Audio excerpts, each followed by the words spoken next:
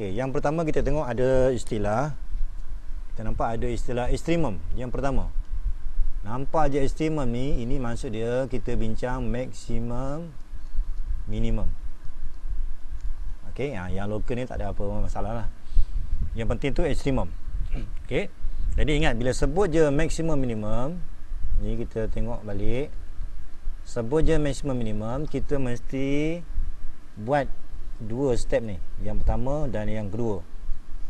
Step yang pertama, kita kena tahu X yang mana satunya berlakunya maksimum, X yang mana berlakunya maksimum atau minimum. Dengan cara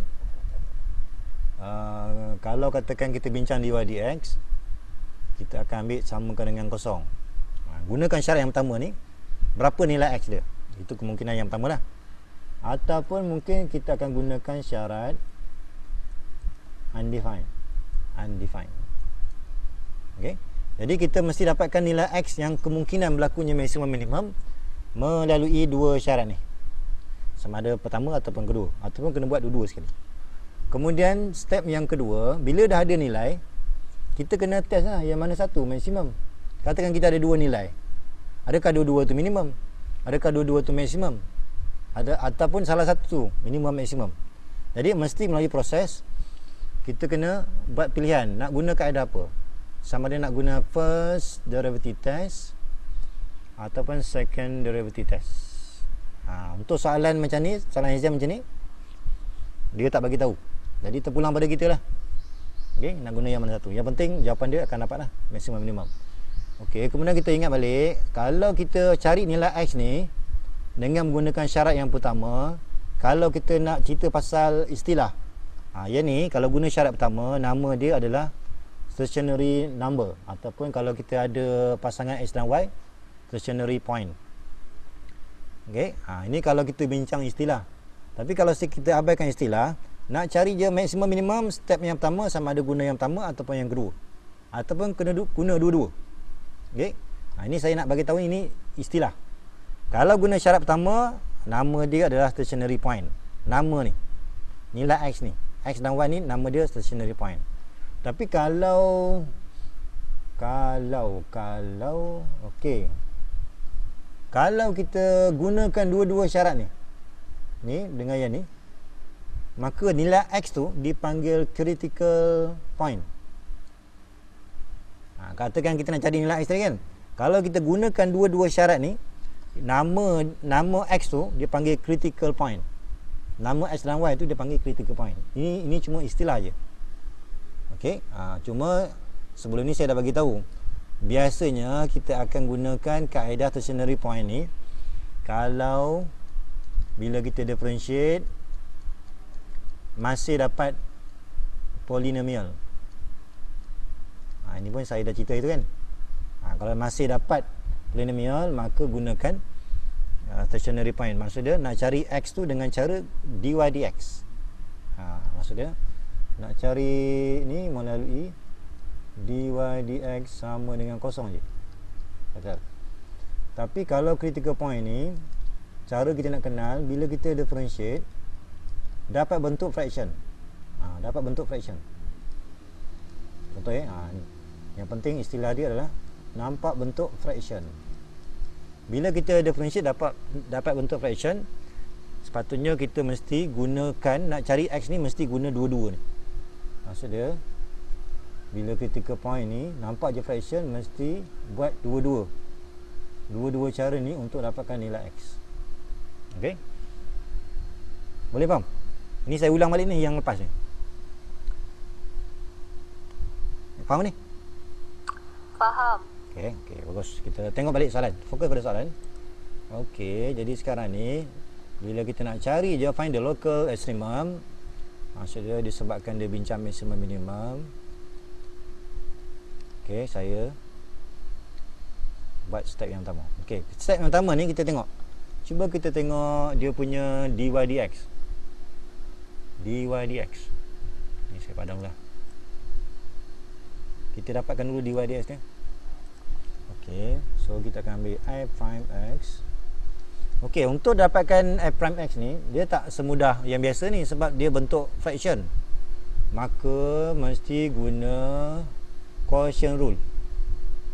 So ingat balik bab 9. Walaupun kita tengah buat bab 10 ni, masih ingat lagi bab 9. Mulakan daripada kanan. Okey. Maksud dia kita akan gunakan quotient rule. Quotient rule ni mesti guna quotient rule.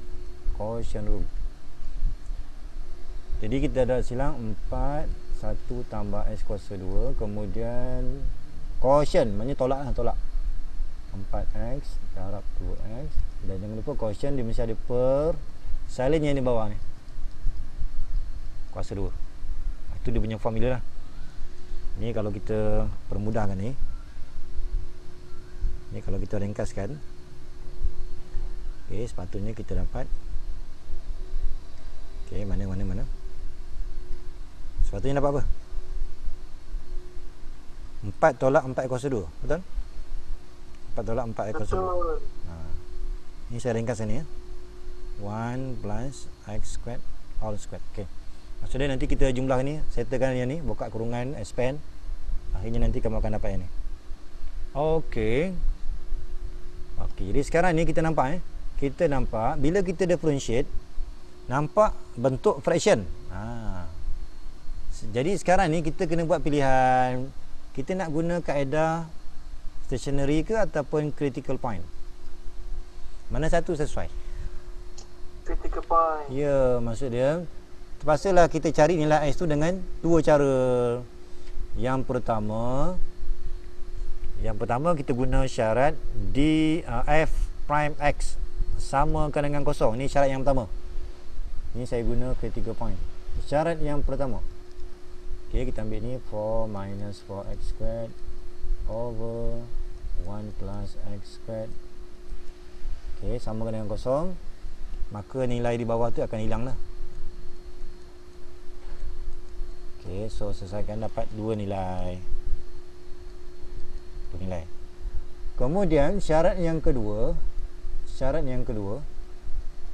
kita mesti guna bukan double prime ni, I prime. Masih A prime tapi kita bincang undefined.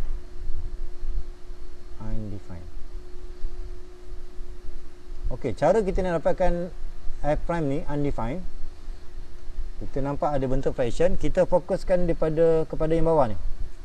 Yang bawah ni. Sebab di bawah ni boleh tak per kosong? Boleh ke tak boleh? Tak boleh. Tak boleh. Kita guna syarat tu lah.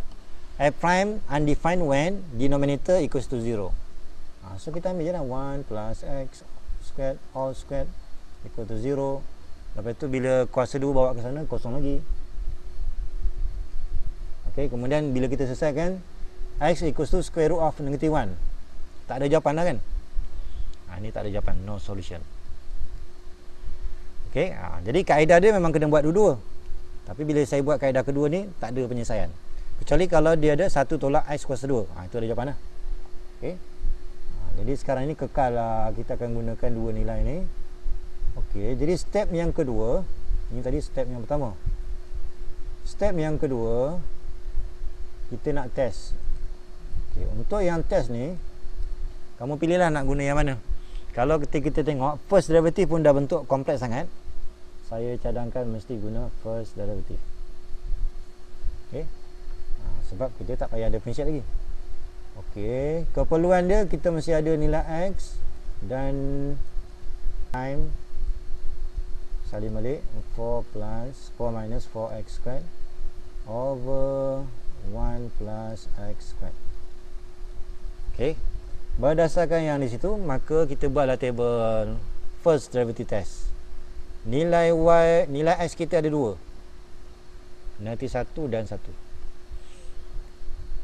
Okey, pertama pilih satu nilai.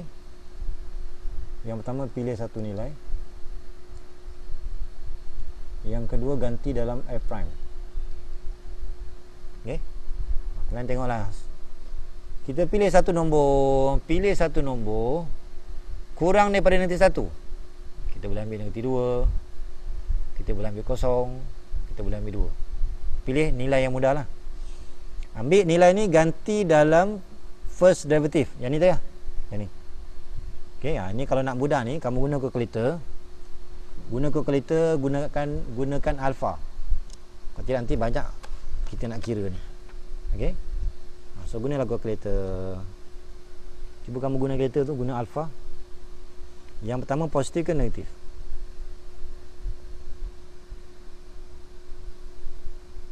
Negatif. Negatif So guna kalkulator ni, guna alfa. Kalau kosong, positif. Positif. Kalau guna 2, negatif. Negatif. Kan? Okey, kemudian ingat f prime ni kita cerita pasal gradient. Okey, bila gradient, ingat balik kalau gradient kita hafal yang bentuk V tu. Ini maksud dia gradient positif sebelah kanan, yang ni bentuk negatif. Jadi berdasarkan yang ni kita boleh lukis gradient negatif macam ni. Gradient positif yang ni. Negatif. Okey, kita kena lukis yang ni. Daripada sini kalau saya sambung ni, okey, baru kita nampak rupanya ini adalah minimum. Yang ni adalah maksimum. Kita kena sambung ni baru nampak maksimum minimumnya. Okey, maka dekat situ. Okey, maka kita dah tahu dah nilai minimum, nilai maksimum. Soalan nak kita nak apa tadi? Apa soalan nak tadi? Local extreme, ya. Mana? Local extremum. Extreme. Okey. Jadi kita patah balik soalan yang asal tadi, function dia adalah fx equals to 4x over 1 plus x squared. Okey. Gunakan nilai bila x sama dengan negatif 1, maka gantikan. Guna kalkulator kamu akan dapat negatif 2. Betul tak? Bila ganti 1, dia akan dapat positif 2. Okey. Maka jawapan akhir dia kita tulislah. Jawapan akhir pada nilai negatif 1 point, negatif 1 dan negatif 2, ini adalah minimum point.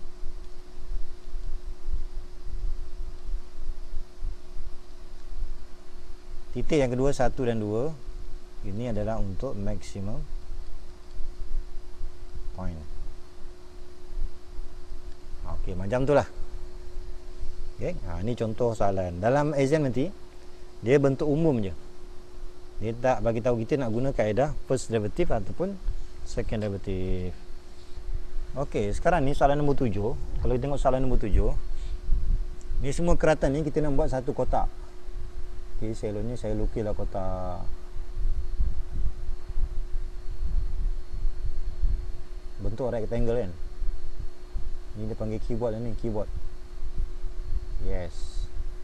Ni lebih kurang ni, halal dah ni. Yes, macam tu.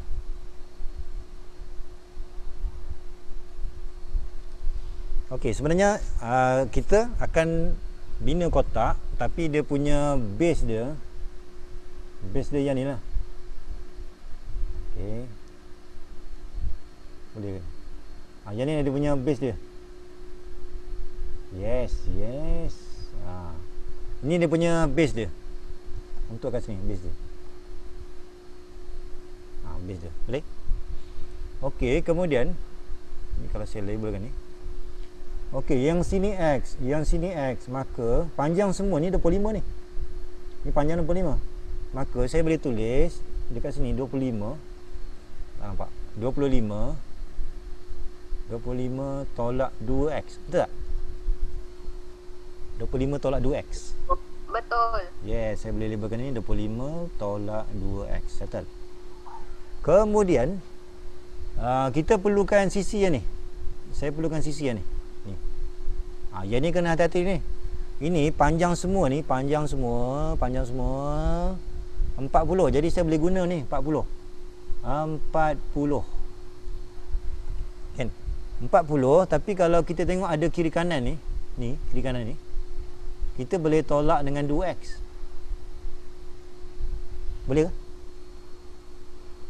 Okey, tetapi ni panjang keseluruhan ni, yang ni nanti saya akan lipat. Saya akan lipat ke sini. Ini dia akan lipat ke sini. Maksudnya dia akan tutup yang atas ni kan. Maka sebenarnya yang ni ada dua kali saiz, betul tak? Betul? Dua kali saiz. Maka saya nak satu je. Tu yang kena per 2 tu. Boleh nampak ke? Boleh. Ini saya lipat, ini saya naikkan ke atas tegak. Maka yang ini akan jatuh di atas ni. Ni akan jatuh di atas ni. Maka tak bolehlah kita biarkan 40 tolak 2x. Kita kena ambil 40 tolak 2x, kena bagi 2 lah. Sebab ukuran yang ni ukuran ni, ini untuk panjang daripada sini sampai sini. Sedangkan kita hanya perlukan yang ni je. So satu sisi lagi ni, ini kita boleh labelkan sebagai 40 tolak 2x per 2. Kemudian tinggi ni bila kita naikkan ke atas, ini adalah x. So macam itulah maksud dia. Okey. Okey, kemudian soalan yang pertama, show that the volume. Jadi kalau kita nampak macam ni, so kita dah boleh cari volume dia. So volume equals to, kita ambil ni. Mana-mana boleh kita ambil, katakan saya ambil 40 tolak 2x per 2. Ataupun nak bagi 2 terus pun boleh. 20 tolak x boleh. Darab dengan 25 tolak 2x darab dengan x. Okey. Okey, yang ni nanti kamu expand lah. Expand, kamu akan dapat, ini akan dapat 20 tolak x. Kemudian 25x tolak 2x kuasa 2. Ni kalau kamu expand ni mesti berjaya lah tunjukkan 2x kuasa 3 tolak 65x kuasa 2 tambah 500x unit centimeter cube. Bila soalan application ni selalunya unit kena ada. Okey, selesai. Okey, boleh faham? Maksud dia, kalau kita cari volume ni, yang penting kita kena tahulah kira dia punya panjang dia berapa, lebar dia berapa. Ni kena tengok betul-betul lah. Okey, soalan yang kedua. Okey, kita tengok balik. Soalan yang kedua, find the value of x. Okey, maksud dia kita nak cari x ni berapa. X tu berapa. Syarat dia, volume of the cuboid is a maximum. Dia sebut je maximum, jadi kamu kena start dengan macam ni. Sebut je volume is maximum, maka mesti buat dua step ni. Step yang pertama, step yang kedua. Step yang pertama, kita mesti gunakan syarat yang pertama. Kalau tadi kita guna V kan, so kita gunakan syarat dV dx samakan dengan kosong. Nak tahu x tu berapa. Okey. Kemudian tengoklah. Tapi kita tengok soalan kita ni, volume kita ni, dia adalah bentuk polinomial ni. Kalau saya differentiate pun dia akan dapat polinomial kan. Maksud dia, kita untuk step pertama ni, kita hanya buat dV dx je. Tak payah nak buat dV dx undefined, tak payah. Sebab bila kita differentiate masih dapat polinomial. Dengan kata lain, kita hanya gunakan stationary point. Tak payah sampai ke critical point. Okey, kemudian second step kita nak test kalau polinomial ni lebih mudah gunakan second derivative test. Sebab kita nak differentiate tu mudah. Pastikan kita mesti tunjukkan maksimum. Kalau maksimum mesti guna less than. Okey, kita ambil dulu yang pertama ni. Kita ambil dulu yang pertama, V sama dengan apa tadi? 2x cube. Ni saya salin balik. 65x squared plus 500x.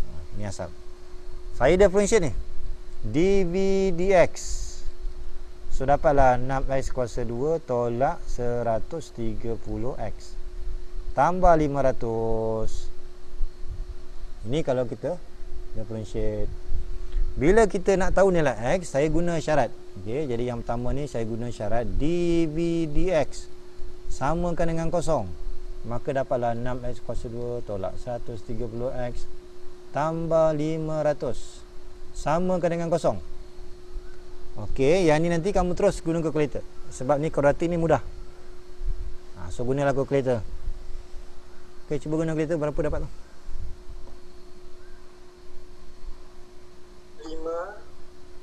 5 dan 50 per 30. 50 per 3. 50 per 3.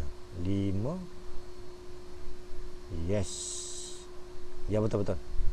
Maksudnya yang pertama 5.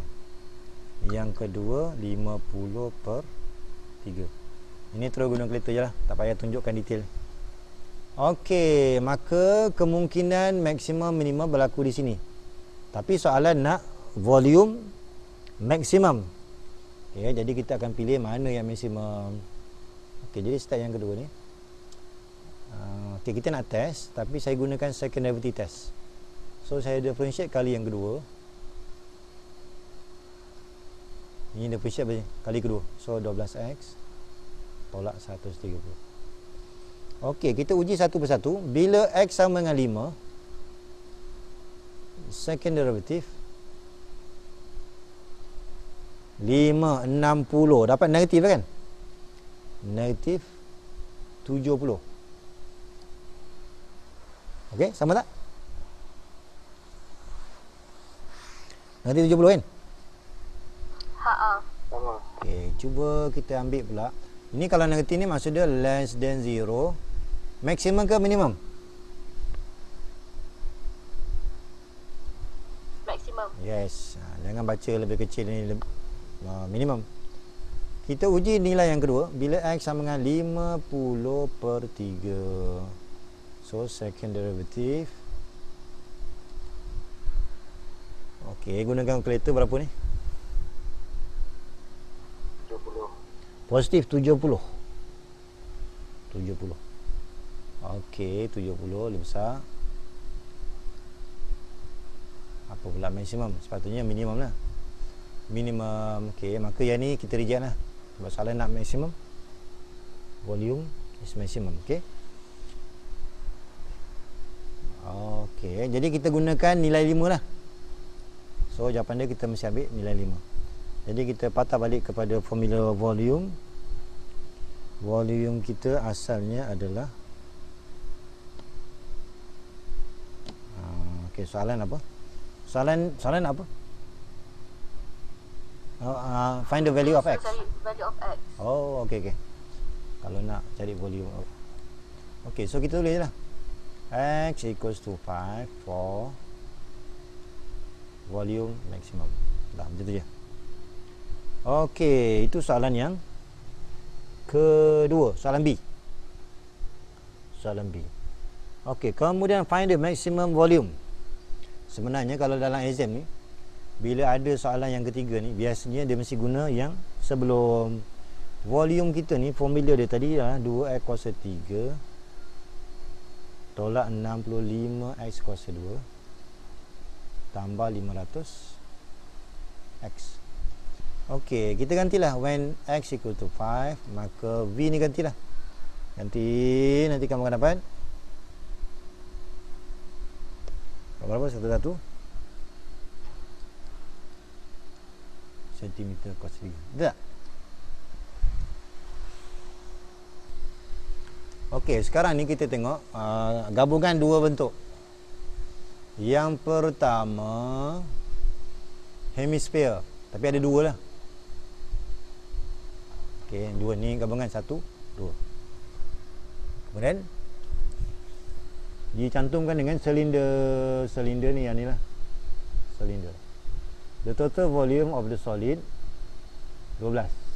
Okey, maknanya volume dia 12. Find the radius. Ini saya tulis ni, volume adalah 12 cm3. Soalan dia find the radius. Radius tu berapa? Of the cylinder. That produce the minimum surface area. Itu dia punya syarat dia. Minimum surface area. Ini saya tulis lah, surface area. Ini syarat. Maksudnya kita akan gunakan formula surface area. Dalam exam nanti dia berilah formula tu. Okey, kita settlekan dulu isi padu ni. Kita settlekan dulu volume untuk keseluruhan. Volume untuk keseluruhan kita kena ambil volume untuk sphere dulu. Kalau sphere, volume dia adalah 4/3. Betul? 4/3 pi r cube. Ini dalam exam diberi. Ini isi padu untuk sphere yang bentuk bola. Kemudian bersama dia adalah silinder. Kalau silinder, pi r squared h. Okey. Kemudian kita nampak tadi volume kita total dia adalah 12.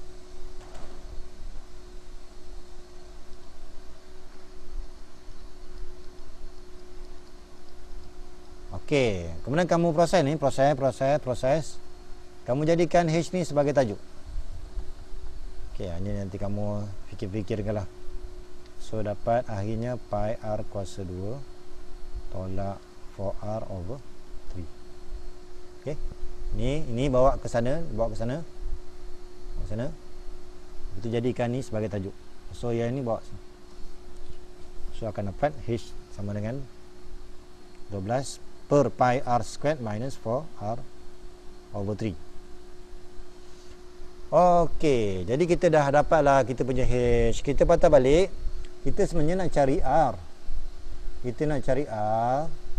Syarat dia adalah surface area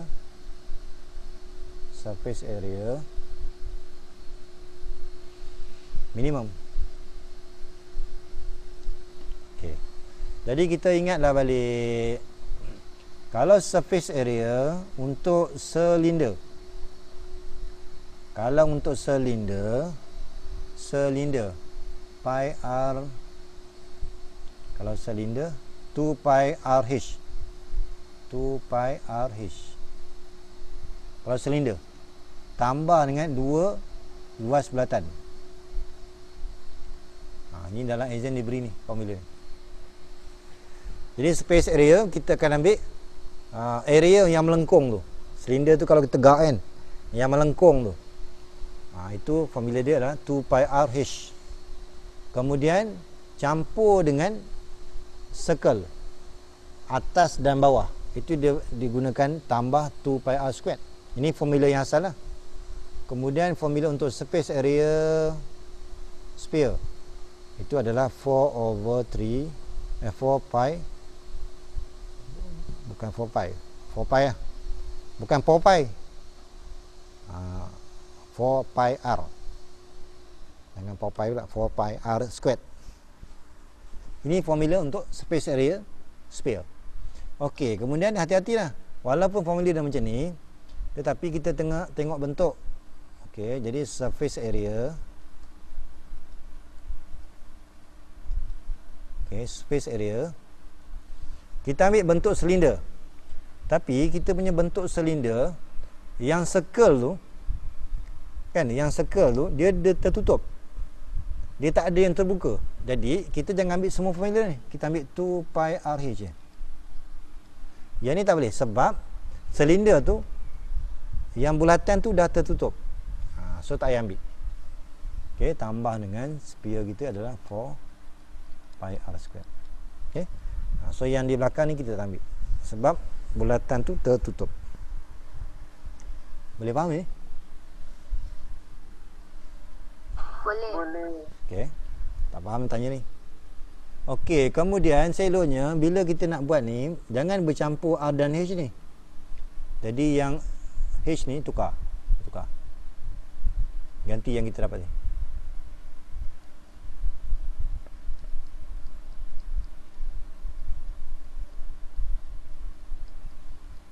Okey, kita tukar ni tambah dengan 4 pi r squared. Okey, kemudian cancel lah mana yang patut ni, boleh cancel ni zas. Pi ni boleh cancel, pi r boleh cancel kan.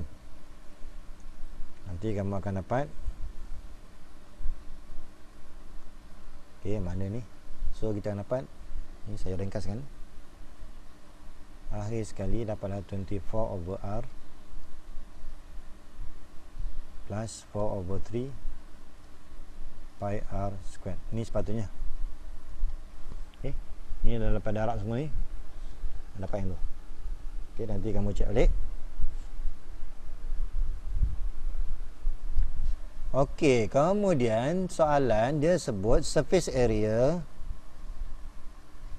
minimum. Okey, minimum. Bila minimum, sebut dia maksimum minimum, kena buat dua ni. Step pertama, step yang kedua. Yang pertama kita akan gunakan first derivative. Maksudnya kita akan gunakan ds dr.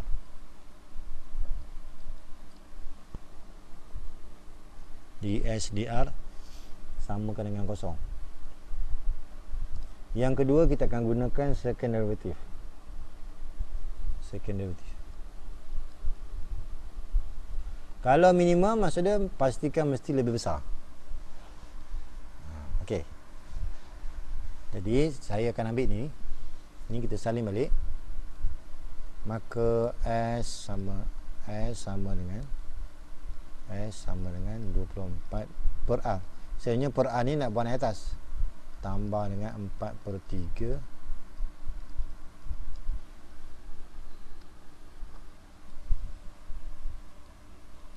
Okey, yang ni kita akan differentiate respect to R.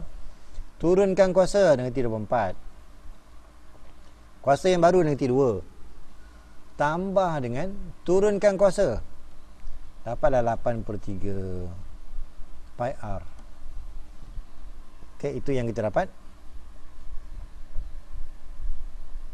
24. Okey, betul. Kemudian kalau kita nak buat pengiraan, seloknya tukarlah balik ni.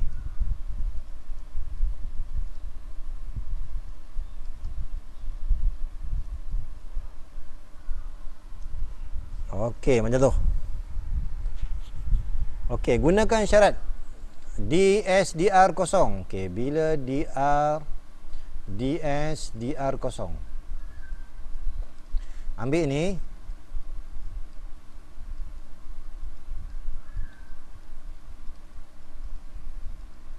Okey, samakan dengan kosong. Ini buatlah darat silang apa yang patut ni.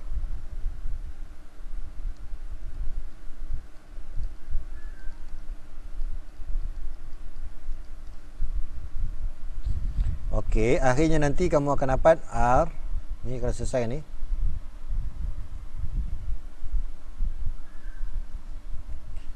R sama dengan 1.420.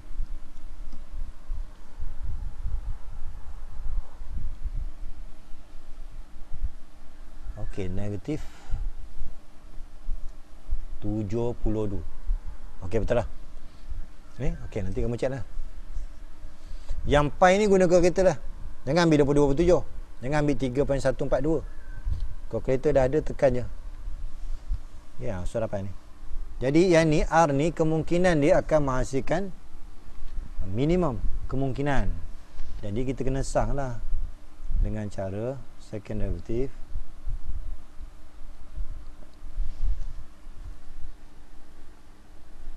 Kita differentiate lagi. Differentiate lagi daripada sini. Tu nanti kamu cek lah. Dapatlah 48 per R kuasa 3 tambah 8 per. Ini selepas kita differentiate kali yang kedua. Maksudnya kita dah ada ds dr. ds dr. Ini dr.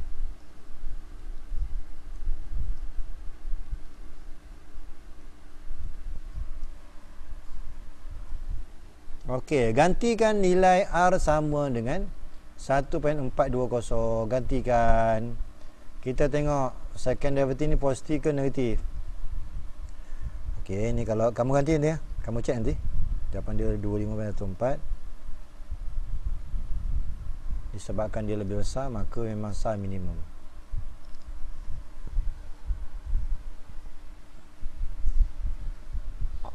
Okey, jadi soalan dia find the radius of the cylinder. Syarat dia surface area minimum.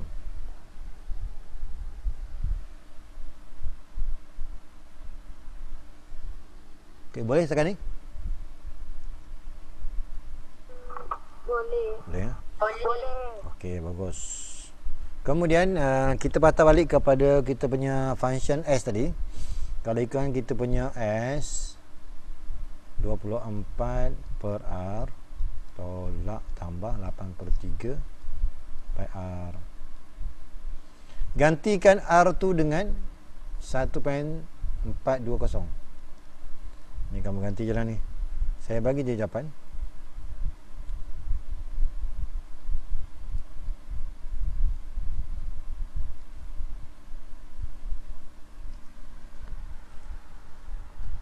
Okey.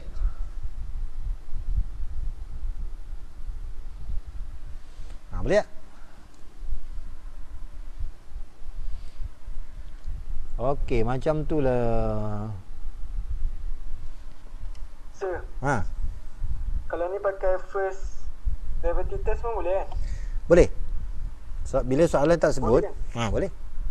Bila soalan tak sebut, maknanya kita ikutlah mana yang mudah. Okey. Kalau gunakan first derivative, kita dah dapat satu nilai R. Ni kan. Ni kena buat table lah. Kena buat table, lepas tu ganti dalam ds dr. Sepatutnya mesti dapat minimum. Okey. So boleh guna boleh guna first derivative. Tekan saya selit sikitlah kalau nak guna first derivative. Ini cara yang kedua cara yang kedua. Mana tadi kita punya ni? Okey, ni. Ni step yang ni, katakan ini saya gunakan second derivative test. Ni yang sebelah ni. Untuk menentukan maksimum minimum. Ataupun kalau nak gunakan cara lain, first derivative test, kita buat je table. Nilai X kita 1.420. Kemudian kita pilih satu nilai X dan ganti dalam ds dr. Jangan salah ganti. ds dr. Ini ds dr. Tengok atas. Kemudian gunakan nilai kosong, gunakan nilai 2 kosong 2. Gantikanlah dekat sini. Sepatutnya dia mesti negatif positif. Baru kita nampak nilai dia adalah minimum. So sama ni. Okay, so macam tu. Kalau nak guna first derivative, boleh, tak ada masalah.